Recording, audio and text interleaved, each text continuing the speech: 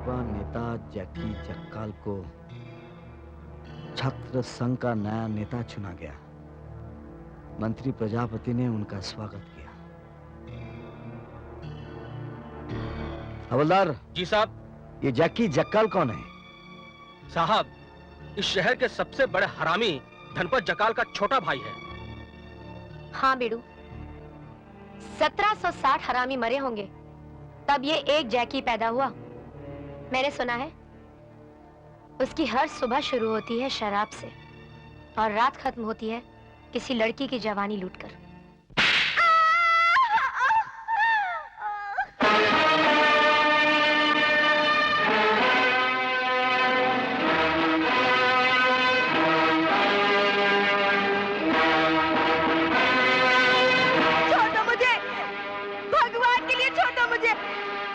छोड़ना होता तो पकड़ता है क्यों?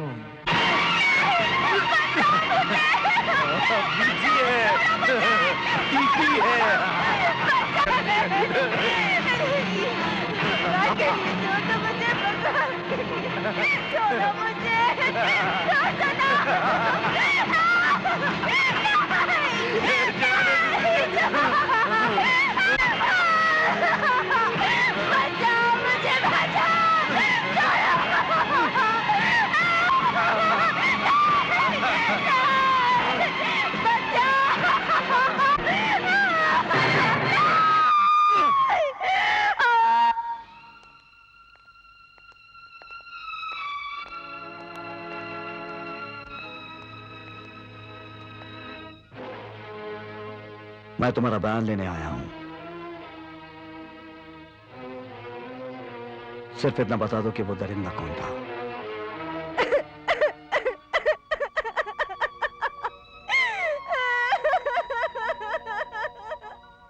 मैं तुमसे वादा करता हूं कि उस दरिंदे को मैं सख्त से सख्त सजा दिलवाऊंगा।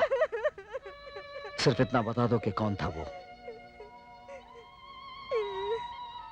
जैकी जक्काल।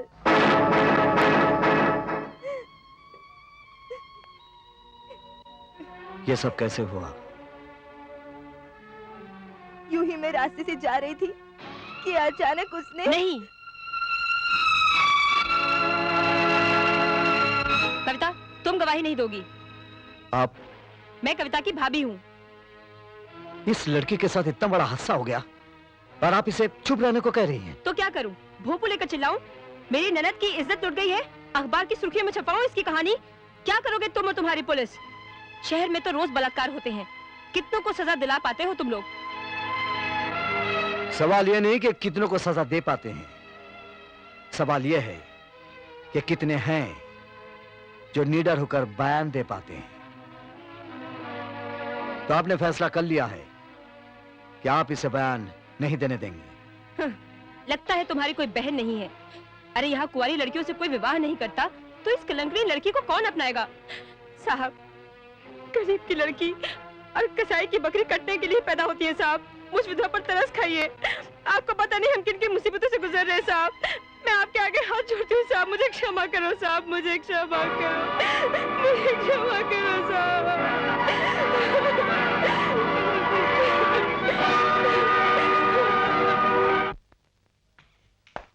राम प्रसाद। जी साहब। तो कैची को खाना खिला दिया ना? वो तो चली गई साहब। चली गई? हाँ साहब। इतनी जल्दी उसने अंदर रहने का शौक पूरा कर लिया?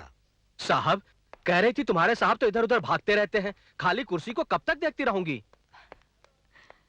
चलो अच्छा हुआ, बला खुद ही टल गई। हेलो, डोंगरी पुलिस स्टेशन। अगर धनपत जक्काल के बारे में जानना चाहते हो तो फौरन मंकी पॉइंट पर आ जाओ। हमारा मतलब है सिविल ड्रेस में आना। हम कोई खतरा मोल लेना नहीं चाहते। ठीक है, मैं आ रहा हूँ। रुक जाइए पिताजी, रुक जाइए। रुक जाइए। जो होना था सो हो गया बाबूजी।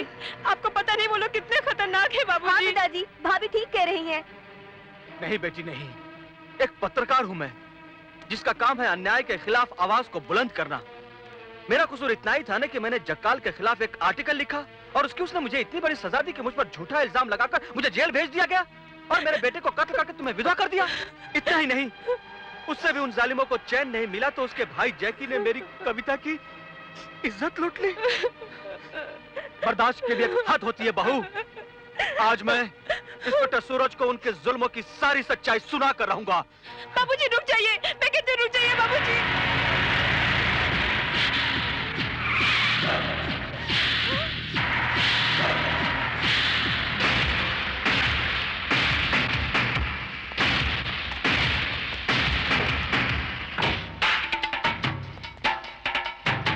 क्यों पुलिस स्टेशन जा रहा है? हाँ, मैं आज तुम लोगों को सारे शहर के सामने नंगा कर दूंगा। अच्छा, तुम लोगों के पास हथियार कहां-कहां से आते हैं और तुम लोगों ने किन-किन को सप्लाई करते हो, मैं सब जानता हूं। यही नहीं, मैं पुलिस को यह भी बता दूंगा कि ड्रग्स और हथियारों के बदले में किन-किन देशों को लड़कियां भेजी जाती हैं। तेरे पास इसका क्या सबूत है? सबूत है ये डायरी, जो जक्काल और तुम लोगों को फांसी के फंदे तक पहुंचाने के लिए काफी है।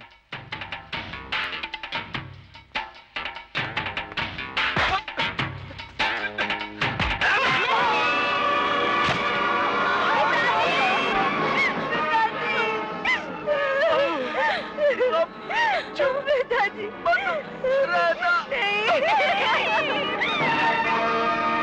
ये मर्डर मैंने तुम लोगों के आंखों के सामने किया। अगर किसी के पावर में ताकत है तो मेरे खिलाफ गवाही देने चले जाना।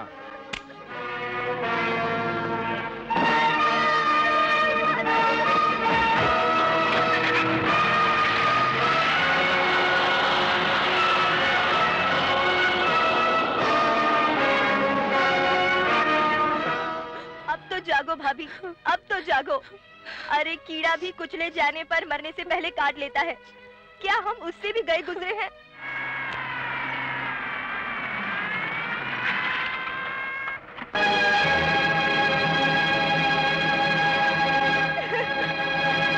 घबराने की जरूरत नहीं है।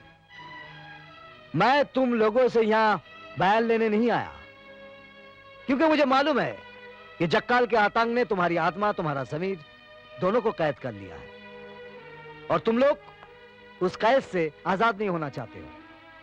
और मुझे भी कोई इंटरेस्ट नहीं है तुम लोगों को आजाद कराने का। मैं तो सिर्फ यहां खाना पूरी करने आया हूं। आप लोगों ने चुपचाप जो हादसा देखा है उसके लिए बहुत बहुत शुक्रिया। हवलदार, लाश पोस्टमार्टम के लिए भेज दो। साहब, बिना किसी का बयान लिए? बयान की कोई जरूरत नहीं है। फाइल में लिख दो कि कुछ बदमाशों ने इस अनजान आदमी को मार डाला।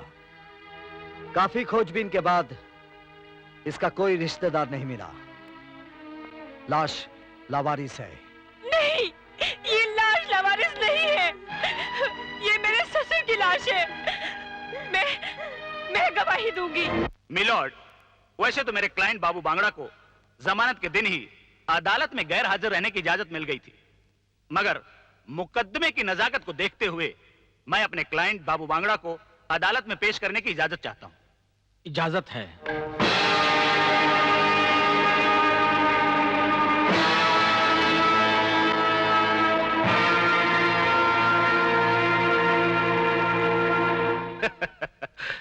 मुकदमे की कार्रवाई को आगे बढ़ाने के लिए सबसे पहले एसीपी घाग को मैं बतौर गवाह पेश करना चाहता हूं। पेश किया जाए।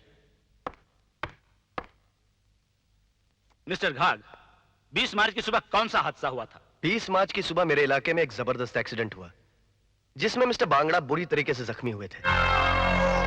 मैंने एफआईआर दर्ज करके उन्हें हॉस्पिटल पहुंचाया, जहां डॉक्टर ने 12 बजे उनका ऑपरेशन किया। ऑपरेशन के बाद उन्हें होश कब आया? तकरीबन 4 बजे। थैंक यू मिस्टर घाग, अब आप जा सकते हैं। मिलॉर्ड, ये रही एफआईआर की जेरॉक्स कॉपी, एक्सरे रिपोर्ट और डॉक्टर की रिपोर्ट। इसमें साफ लिखा है कि एक्सीडेंट में बाबू बांगड़ा का बायां पैर और दाहिना हाथ टूट चुका है। यह कैसे मुमकिन है मिलॉर्ड? जिस बाबू बांगड़ा का 12 बजे ऑपरेशन होता है, वही बाबू बांगड़ा उसी दिन ठीक 12 बजे पत्रकार विजय बाटोटिया का मर्डर भी करता है। This is impossible milord. इसलिए मेरी अदालत से दरखास्त है कि मेरे क्लाइंट पर लगाया गया इल्जाम बेबुनियाद और झूठा है। लिहाजा मेरे क्लाइंट को बाइज्जत बरी किया जाए।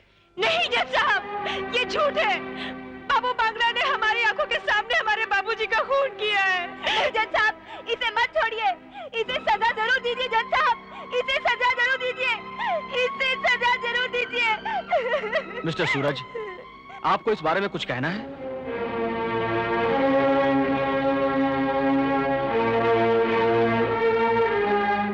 नहीं मिलॉर्ड, मुझे कुछ नहीं कहना है।